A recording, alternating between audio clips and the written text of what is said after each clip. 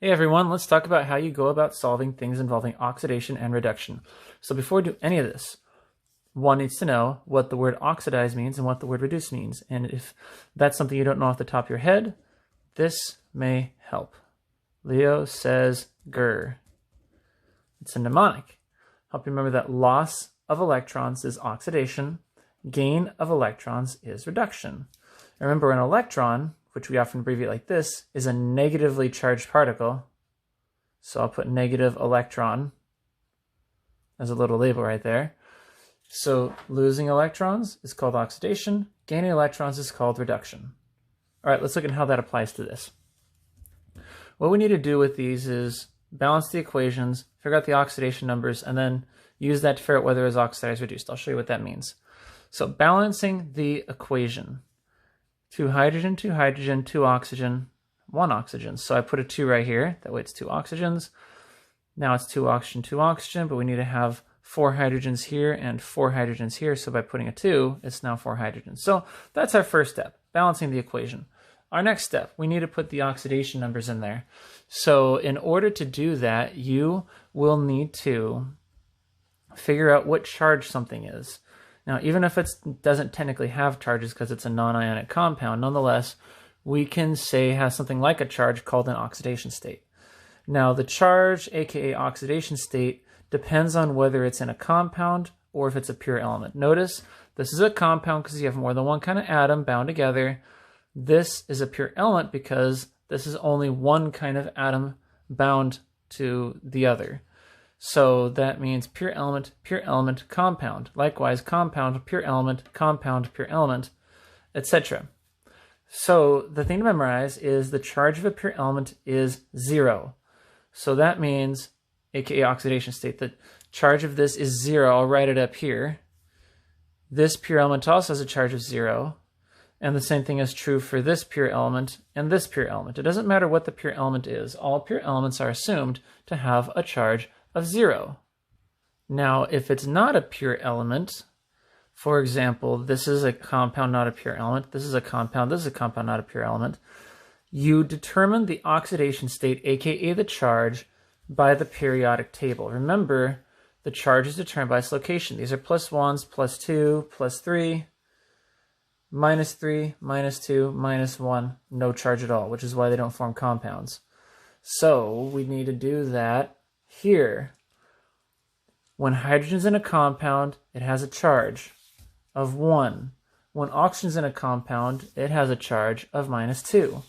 So I'm just going to put +1 and -2 because that's the charge of each individual atom. I don't worry about the fact that there's 2 of them making a total of +2 charge. I just put the charge per atom. Here, likewise, we can do the same kind of thing. Zinc, when it's in a compound, is one of those transition metals you got to memorize the charge for. It's a +2. Iron is a iron is a positive charge also. It has variable charge, so you got to actually figure it out. Iron and then chlorine, and the chlorine's a -1 charge, and there are 3 chlorines. And -1 charge times 3 makes a total of -3 charge, which must be balanced by a total of +3 charge. The positives must be equal to the negatives. And since there's only 1 iron, that is the charge of the iron. So the iron is a +3 charge. Now, finally, there's the chlorine here. You'll notice chlorine's in a compound here. We look up on the periodic table. It's a -1. Same thing here, it's in a compound, so it's also a -1. Notice a pattern here. Hydrogen changes from 0 to +1, oxygen from 0 to -2. Zinc from +2 to 0, iron from 0 to +3. So these things all have charges that change. That tells you they're either oxidized or reduced. The chlorine, on the other hand, starts as a -1 and ends as a -1, which means it's neither of these. So here's the deal. In these reactions, you'll see one thing got oxidized and one thing got reduced. These are the reactions we're going to present in this level of course. And the thing is, you'll notice all the ones that get oxidized or reduced are, in these examples, present as a pure element. So the ones not present as a pure element generally are not going to be either oxidized or reduced. The chlorine starts as a -1, ends as a -1. All right, so that's kind of the pattern here. The ones we're going to present here. Now, are there real-life examples of ones that are not a pure element and change their charge? Yes, there are. But for this level of the course, we're keeping it simple and just showing ones where the only ones that change their charge either go from being in a compound to a pure element, or they go from being a pure element to ending up as a compound for this level of the course. So let's look at this now. I've done this for 2 of them. So again, we ignore chlorine because it's not a pure element. We're also going to ignore polyatomic ions and such later on, but let's get back to this. So if something got oxidized, that means it lost electrons to make oxidization. Now remember, electrons are negative, so if you lose negative charge, you leave positive charge behind. So losing negative charge makes it turn positive. That's what happened to the hydrogen. So I'll put hydrogen here, because losing negative charge makes it turn positive. Gaining electrons means gaining negative charge. That means going from 0 to minus would be an example of gaining negative charge. So I'll just put the element symbol there. That works just fine. So given that, we can look at the same sort of thing here. Again, chlorine did not change its charge, so we're not putting it as either one. Zinc went from +2 to 0, so it lost its positive charge, which is another way of saying we covered that positive charge up by adding electrons, so it must have gained electrons. So the zinc must be reduced. The iron went from 0 to a +3. In order to go from 0 to +3, it must have been losing electrons because it lost negative charge, which reveals the positive charge underneath. So that's why we say the iron was oxidized. And again, chlorine didn't change its charge, so it's neither one. So that's the process we go through with these things. We can look at it here also in number 3. Nitrate, we assume the polyatomic ion nitrate is always just a -1. It starts as a -1, ends as a -1, so we don't worry about it. You'll notice also for like nonmetals in a compound, we tend to just leave them the charge that they are. It's generally, often, not always, but oftentimes it's the metals we find that do the oxidizing and reducing. Though not always, as you notice, here's non-metals that did oxidizing and reducing. But if we have a non-metal that's in a compound the whole time, we assume its charge didn't change. Anyway, let's go back to this. So that's why the nitrate started as a -1, ends as a -1. Now for the iron, you'll notice it's a pure element here and not a pure element here. So here it has a charge, here it doesn't. This aluminum would also not have a charge, but here it does because it's in a compound. Aluminum should be memorized as a +3. You can also tell that from its position on the periodic table. It's +1, +2, +3. Iron is a transition with variable charge, so we are going to figure it out. Iron with a with a plus charge of some kind, and then it's with nitrate. Each nitrate's a -1, and there are 2 of them for a total of -2 charge. And then there is, this is going to need to balance that with a +2 charge, so that's the charge of the nitrate. Or sorry, that's the charge of the iron. So the iron is a +2. Now the iron is, all right, it's going from a +2 to 0. So that means it's gaining electrons because you have to add negative charge to make a positive go away. So if you're adding electrons, that means it got reduced. The aluminum went from 0 to +3, so it lost negative charge. That's why it turned positive. And loss of electrons is oxidation, so that's why I say aluminum is oxidation. Now I forgot to do both here and here to balance these. We got to make sure to balance these also. So let's balance these real quick. 2 nitrate, 3 nitrate. Oh, we got to fix that. Okay, so I'll put this 3 over here, and I'll put this 2 over here by way of quickly balancing, because that's 3 times 2 is 6 nitrates.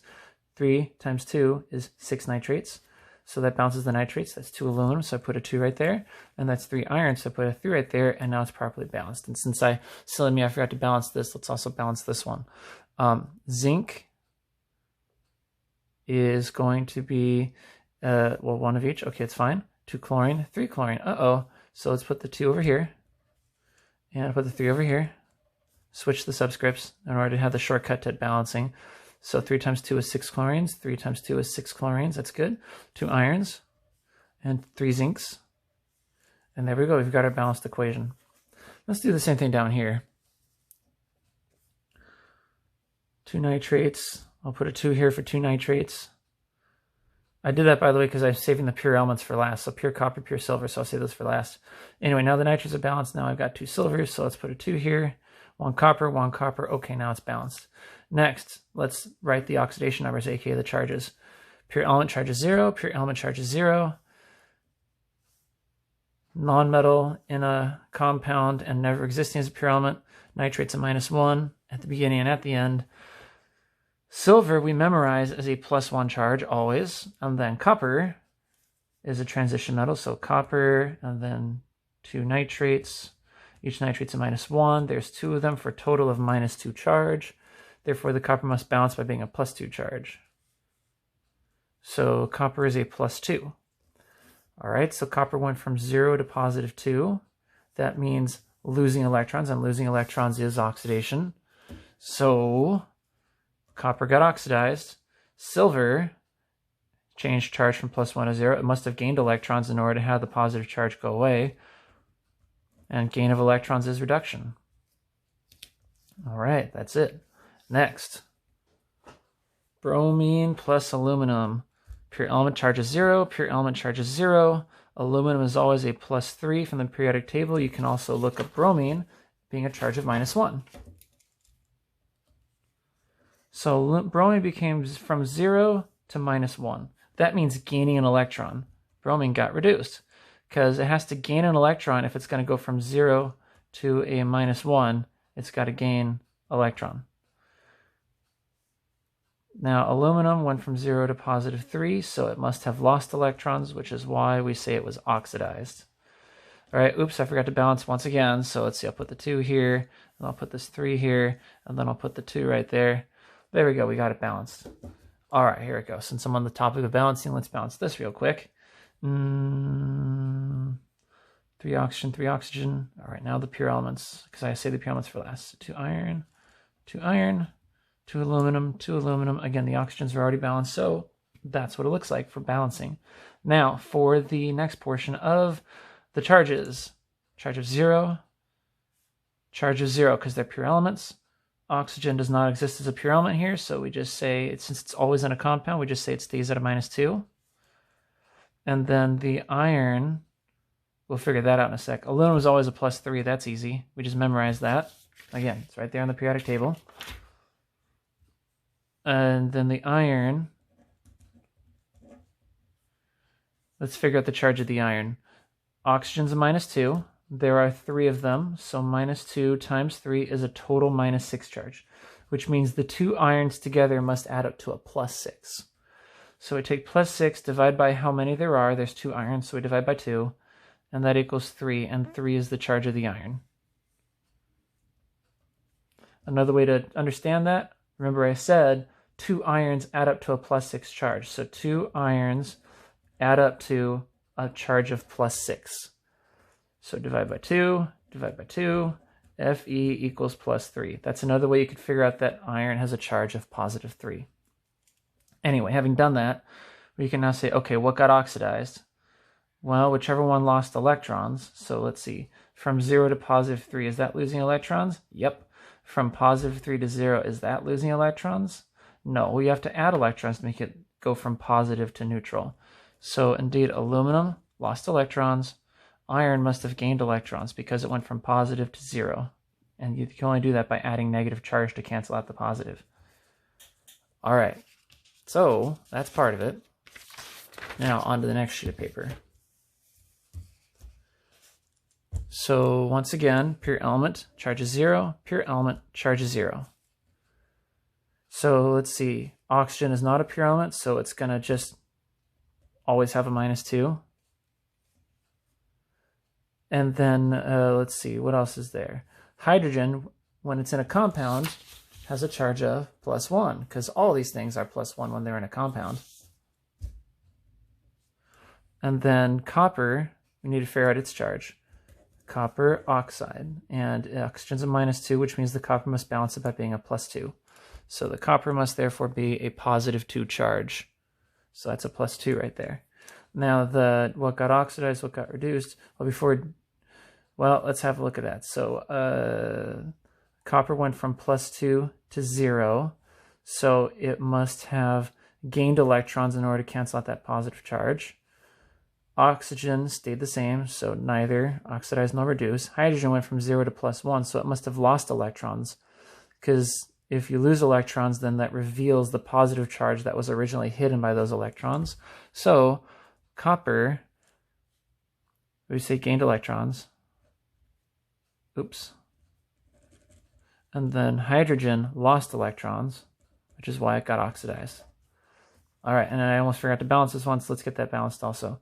1 copper, 1 copper, 1 oxygen, 2 hydrogen, 2 hydrogen. So we call this balanced as written. I don't need to add any coefficients. All right, well, let's balance in some on the topic. 1 cobalt, 2 chlorines, 2 chlorines. Done, it's already balanced. Next, chlorine is present as a pure element, so that means its oxidation number will change. Here it's a -1, here it's a 0. Again, we know chlorine's a -1 because it's here with all the other -1s. All right, now as for cobalt, let's see. Cobalt is a transition metal, and when it's with 2 chlorines, each chlorine's a -1, and there's 2 chlorines for a total -2 charge. Therefore, the cobalt must balance it out by being a +2 charge. So it's +2. Now, cobalt goes from a +2 to neutral. Forgot to put that there. Pure element to 0. So from +2 to 0, it must be gaining electrons. So cobalt is being reduced, because reduced means gaining electrons. And then oxidized means losing electrons. And from -1 to 0, it's losing its negative charge, because if you take away negative charge, then it's no longer negative. So chlorine is getting oxidized. All right, let's look at some others. Balancing. Okay, let's balance. 1 sodium, 1 iron, 2 chlorines, 2 chlorines. That makes 2 sodiums, so we put a 2 right here, and 1 iron and 1 iron. Okay, that's good. Now, let's do the charges. Pure element charge is 0, pure element charge is 0. Chlorine's in a compound, never a pure element, so we assume it stays the same at a -1 charge. Sodium in a compound is always a +1 charge, because like the other alkali metals, it takes a +1 charge when it's in a compound with something, because that means it's an ion. As for the iron, each chlorine's a -1. There are 2 chlorines, total -2 charge. Therefore, the iron must balance it by being a +2. So the iron is +2. So 0, +2, -1, +1, -1, 0. Okay, those are the oxidation numbers. Next, which one gets oxidized? Chlorine is neither, because it doesn't change. Sodium goes from a 0 to a +1, which means it must be losing electrons, and loss of electrons is oxidation. Iron is going from positive to 0, so you must be adding electrons in order to cancel out this positive charge, and adding electrons, or should I say gain of electrons, is reduction. All right, onward to the next one. Lead plus oxygen. Okay, pure element charge is 0, pure element charge is 0. As for lead and oxygen, oxygen is a -2. Therefore, we assume that lead must balance it out by being a +2. So lead's a +2, oxygen's a -2. Well, okay, let's see. So oxygen goes from 0 to a -2, so that means it's gaining electrons because it's gaining negative charge, which means oxygen is reduced. As for the lead, from 0 to +2, it's losing electrons, which makes it oxidized, because loss of electrons is oxidization. And we can't forget to balance, of course. 2 oxygens balanced with 2 oxygens. That makes 2 leads, so we put 2 leads, and there we go. 2 oxygen, 2 oxygen, 2 lead, and it's good. All right, next.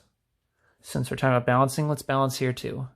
1 copper, well, I'll save the pure element for last. So we'll save copper and hydrogen for last. Look at the nitrate, 1 of each. Now, 1 copper, 1 hydrogen, 2 hydrogen. Okay, so let's do this. We'll put a 2 right here to balance the hydrogens. That makes 2 nitrates, so we got to put a 2 right here. But if we put a 2 right here for the nitrates, that makes 2 coppers also, so we got to put a 2 right there. So there we go, we've got balancing for that. Now, the charges. Pure element charge is 0, pure element charge is 0. Nitrate, polyatomic ions, are assumed to never change their charge. They're always a -1. Hydrogen is always +1 when it's in a compound because it's with these things, they all are a +1 when they're in a compound. Copper. Let's figure out copper. Nitrate is a -1. Therefore, copper must balance it by being a +1. And if there's just one nitrate with a total charge of -1, then that means the copper only needs to be a +1 to balance. So copper is a +1 charge. Therefore, copper goes from 0 to a +1, which means it lost electrons. And loss of electrons is oxidation. Hydrogen goes from a +1 to a 0. It must have gained electrons because you have to add negative charge to cover up this positive. So gain of electrons is reduction. Finally, last question. Let's balance this one too. So 1 silver, 1 silver, 1 nitrate, 1 nitrate, 1 copper, 1 copper. It's already balanced as written. Next, charge of 0 for the pure element, charge of 0 for the pure element. Polyatomic ion is a -1 charge. That's the charge of nitrate. Silver is a +1. Copper is actually same formula and same charge. But just as a review, copper and nitrate. Nitrate is a -1, and there's just one, so total -1 charge, which means there must be a total +1 charge, and that's the charge of the copper, +1. Okay, so silver goes from +1 to 0, which means gaining electrons in order to cover, you have to add negatively charged electrons to cover up this positive charge. So if you add electrons, gain of electrons is reduction, so we'll put silver down here. And then copper, from 0 to +1, copper is losing electrons because that's how you go from a 0 to a positive, is you have to take away negative in order to reveal the positive charge underneath. So copper gets oxidized. And then nitrate is neither because it starts and ends at the same charge. All right, ladies and gentlemen, there it is. Happy studies.